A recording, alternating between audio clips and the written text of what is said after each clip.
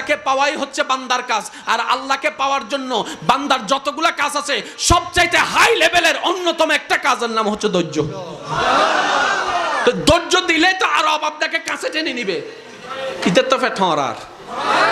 সেজন্য ও চায় না কেউ ধৈর্য ধরুক, সেজন্য বলে যে বহুত ধৈর্যস্ত আর কি ধরিবি। শয়তানের বলাটাকে আমরা মনে করি আমাদের মনের বলা। এটা আসলে বুঝতে হবে কোনটা আমাদের মনের বলা, কোনটা শয়তানের বলা। এবার আপনি শয়তানের কথাটা শুনে ছোট ভাইরে দইলা কলার সাই দইলা মাইরা দিয়েছেন, নাক একটা ফাটাই দিয়েছেন।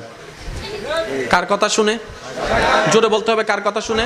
তাহলে দোষীকে শয়তান, দোষীকে।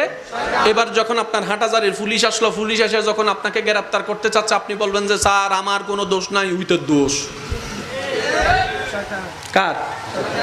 শয়তান হব না কি জিরে? আমি কি বুঝাতে পারছি? ঠিক একই ক্যারেক্টারটা শয়তান হাসরের ময়দানেও করবে। আমরা যখন বলবো আল্লাহ নামাজ